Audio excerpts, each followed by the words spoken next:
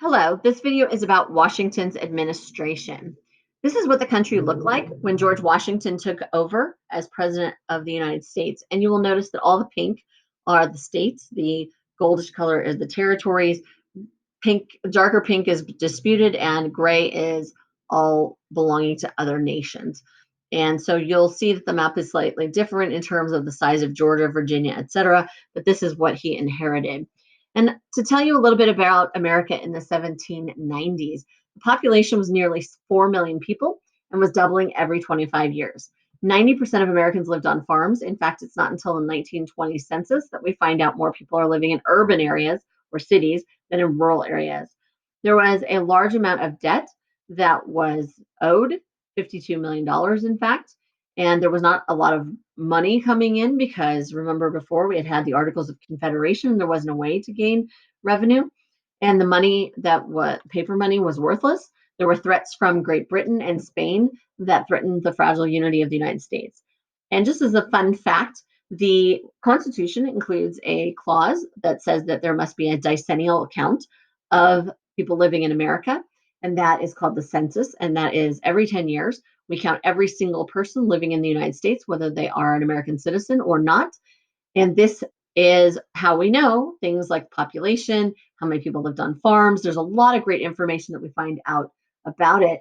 And as a fun fact, also today in 2020, we are having a census. It's almost done being counted.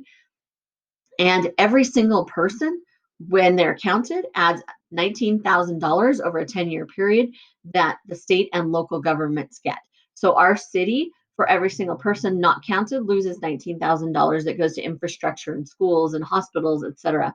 So it's very important that people fill out the census every 10 years so that we have information to be able to make decisions about budgeting and also to have information about it. So if you have not yet filled out the census for your family, please make sure that you do so and right away. Moving on to a little bit more about Washington's presidency.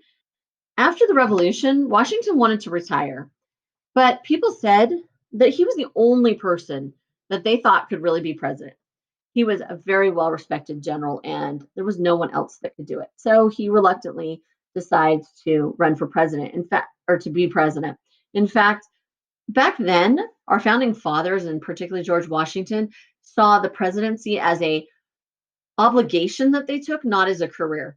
That even serving as a senator or anything like that, the idea was that you stepped away from your private life for a period of time to serve your country. And then when you were done, you went back home. So very different than today where we have career politicians. But when George Washington ran, he is the only president to be unanimously elected president by the Electoral College in 1789. He took the oath of office on April 30th, 1789, in the temporary capital of New York City. Back then, the inauguration was much later because of travel, because of weather, etc. It's not until much later that it's moved to January 20th of the year in which the president will take over. John Adams had the second most votes, even though he didn't get any electoral votes. He did get some votes, and so he became vice president because that's the way it was done. Well, John Adams actually hated this position because he didn't get to speak and he loved to talk. And he was really thinking that he's going to be able to debate and he's going to be part of the discussions. And when he found out all he did was to be a tiebreaker, he didn't like it at all. One of the things that is not provided for in the Constitution, but was set up under the Washington administration as a precedent to follow, was the idea of the cabinet. And there, at the time, there were only 3 department positions created, and they were appointed. It became a very important part of the executive branch, and still today we have 13 or 14 different executive departments. I've lost count with all of ones we have. The cabinet is going to be very important in shaping the upcoming ideological feud between Jefferson and Hamilton, which we'll get to a little bit later and in a different video. So Thomas Jefferson becomes the Secretary of State. The Secretary of State handles all foreign affairs. Alexander Hamilton will become the Secretary of the Treasury and will set up our financial system. And Henry Knox will be the Secretary of War, which today we call the Secretary of Defense instead. And the 4th person will be added after the Judiciary Act of 1789, and that is the Attorney General. This is the only department head who is not called a secretary of the department, but instead is called the Attorney General. And this was Edmund Jennings Randolph, and that person is the top legal advisor in the United States. The Judiciary Act of 1789 organized the Supreme Court with a Chief Justice, who was John Jay, and 5 associates. It also organized federal district and circuit court and established the office of the Attorney General. The Constitution simply talked about and established the Supreme Court, but it didn't say anything about who was going to serve or how courts were going to be set up. And so this was very necessary in order to establish that. And notice that there were, at the time, only 6 Supreme Court justices, and it will be later added that there will be 9, and that's what we have today.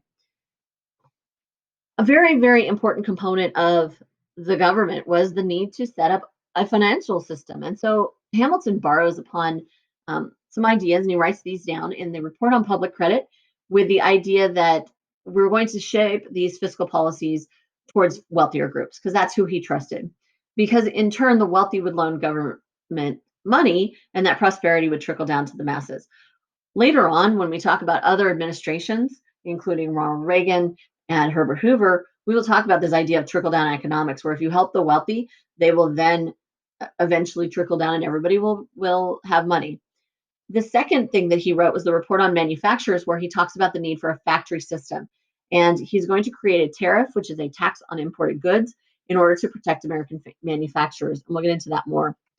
In order to remember Hamilton's plan, we are going to know the acronym BFAT is the way to remember it, because each of these letters is going to stand for something. So the B is going to be bank. He's going to establish an official bank run by the United States government. And the Treasury would be a place where surplus revenue or income would go. The government would be a major stockholder, but it would still be a private institution. And they would print paper money in order to provide a stable national currency. And these funds would stimulate businesses by remaining in circulation. And only 1/5 of the board would be government appointees, and an idea to keep it independent for that. Next, before we go on, we need to talk about opposition to the bank.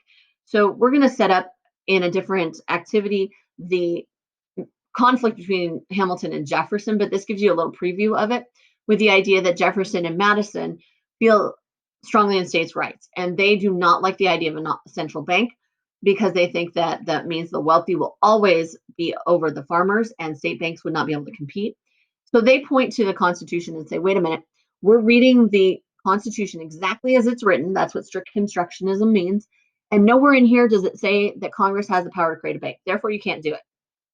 Hamilton would counter and say, wait a minute, the powers not delegated to the national government in the Constitution are not prohibited by virtue of the fact that there is another clause that is called the necessary and proper clause, which sometimes referred to as the elastic clause and also implied powers.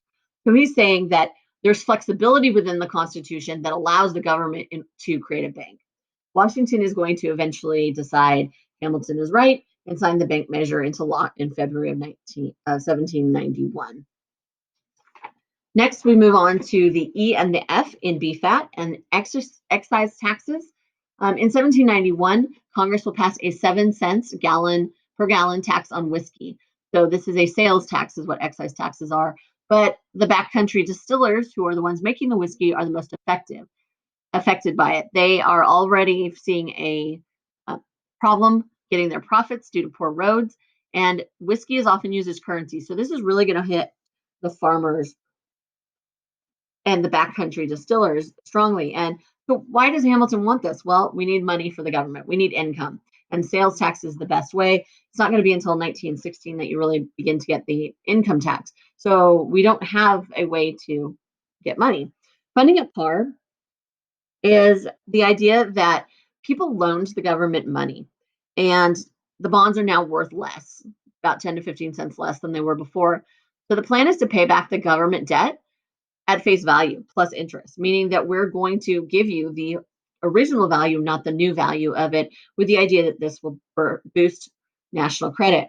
So they believe the government couldn't borrow money without investor confidence, and this would give them confidence, because they didn't want the government to be seen as incapable of paying its obligations.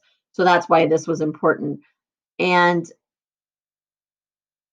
moving on to the next one, which is the assumption of state debts. And this is going to be something that you're going to see in the Hamilton versus Jefferson debate, and the growth of political parties. It's known as the Compromise of 1790. And so the motive here was to make the states obligated to the federal government because Hamilton thought that having a national debt was a blessing, that people would then want to see it succeed because they wanted the government to make sure that they repaid their debts. The problem is that there are states that don't agree with this. So Massachusetts, which had a large debt, said this is a great idea. Virginia, that didn't have any debt at all, said this is a really bad idea. So it became a North versus South issue. And a part of how it's going to be played out is a dinner party in which Jefferson is going to offer to host and see if Madison and Hamilton can come to some kind of compromise because neither of them wanted to talk to each other. Virginia saw this as a threat to their independence because of the fact that they didn't have any debt. So why are you going to take this away? Madison will agree to the compromise, and Washington will choose the actual location of the. They're basically going to give in to assuming state debts in exchange for the national capital to be moved to the District of Columbia. Well, Washington was allowed to choose the actual location because they figured that he was the most likely to stay impartial. And so this has a lot of um, potential to cause gridlock. It causes gridlocks in Congress, and they're going to get this. And after the fact, if you look at it, moving the national capital to District of Columbia isn't much of a win compared to assuming state debt. So Hamilton definitely came out on top here. And in the musical about Hamilton, there is a whole scene and song about this. And remember that Madison had originally been a supporter of federalism in the Constitution, but eventually became Jefferson's biggest supporter. The next thing, and the last part of our acronym, is tariffs. And this was through the Revenue Act of 1789, another way to raise money. And this was a 8% tariff or tax on imported goods and the source of revenue for the government, but also a way to protect America's brand new industries against foreign competition. One event that is going to happen is the Whiskey Rebellion. And this is in Southwest Pennsylvania in the backcountry. They're going to be hit hard by the excise tax. And so a group of men named the Whiskey Boys are going to torch buildings. They're going to tar and feather tax collectors. They're going to talk of secession, of leaving the Union. And this is way too early. How could this possibly happen? The Union's about ready to fall apart. Washington is going to summon the militia of several states, about 13,000 men in total, and even escort them. And they're going to disperse the Whiskey Boys. The significance of this is that federal government is able to ensure domestic tranquility. They are able to act in a very swift and decisive manner, as opposed to the Shays Rebellion under the Articles of Confederation, where their hands were tied and they couldn't do anything. So this proved that another Shays type rebellion could not happen under this nice, strong central government. Of course, the people that followed Jefferson condemned this as a brutal display of force, and it's going to lead to more people following Jefferson and kind of beginning to create those political party separations. Next, we need to talk about what's going on with Native Americans out in the Old West. And so the Iroquois have at this point been forced onto reservations. Chief Little Turtle led the Western Confederacy in opposition to westward expansion. You're going to have a battle, which is going to force them to abandon their British allies. The Treaty of Grenville is important because it clears 2/3 of Ohio and Indiana to tribes, and the Eastern Woodlands tribes are going to be forced west. Now let's talk about foreign policy, and this is the single most important issue separating the Federalists from the Democratic Republicans in the 1790s. Our first issue is the French Revolution. France will declare themselves a republic, and originally Americans will support them. But if you remember about the French Revolution, there are beheadings, including that of Louis and Marie Antoinette. They are executions of aristocrats. These are greatly going to concern the Federalists. So they will begin to question whether or not they should support. Now, people like Jefferson had been ambassador to France. He is a Francophile, meaning he loves France and everything French. So he is going to say we need to still support France. We have an obligation under the Franco-American alliance that was signed during the American Revolution. If it wasn't for the French, we wouldn't even be here today because they saved us when we needed their help. And Hamilton, on the other hand, is going to say we need to remain neutral because we want to be able to trade with Britain, and they don't want to get sucked into the point where they're not going to be able to trade with Britain. So Washington has to make a decision, and he listens to both sides, and he decides the United States will be neutral. He's going to warn American citizens that they must remain impartial. But of course, that's not, Jefferson's going to be furious. He's going to say, you didn't ask Congress, you just made a unilateral decision. And he's going to see it that here is Washington siding with Hamilton once again.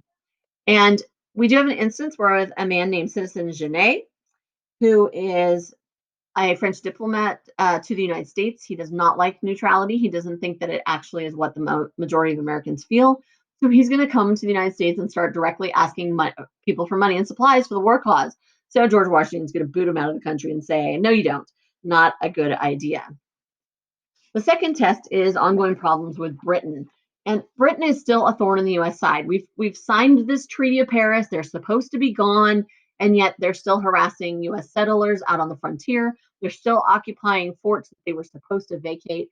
They have now seized 300 US ships and impressed or forced US sailors to serve in the British Navy. And they're also selling firearms and alcohol to natives who are then using it to attack those firearms to attack US settlers. The Federalists look at this and say, we do not want a war. Remember, 75% of import duties are coming from British trade. That's really important. Jefferson instead and his followers want an embargo, meaning they want us to stop trading completely with Britain. In order to try to diffuse this situation, Washington will send John Jay to negotiate a treaty.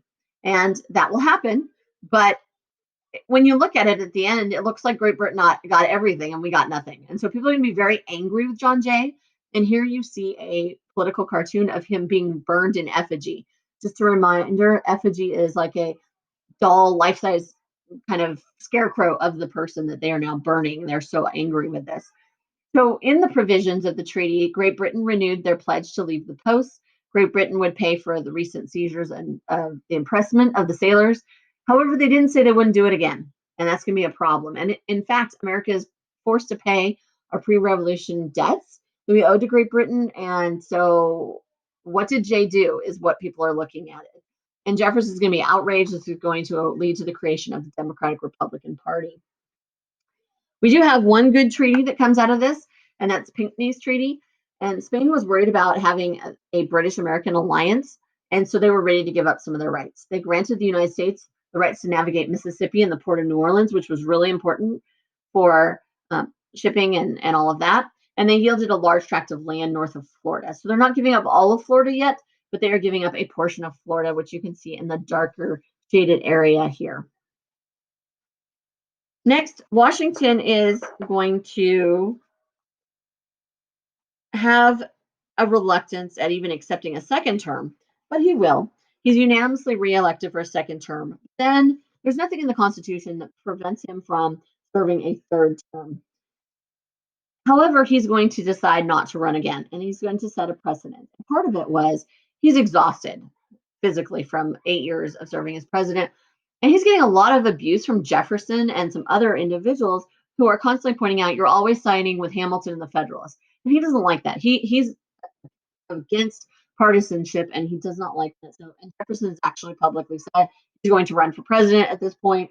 And so Washington has Hamilton draft a farewell address. This is a letter. It's not actually a speaking thing, but he is going to do two very important things. One is to warn of the evils of political party.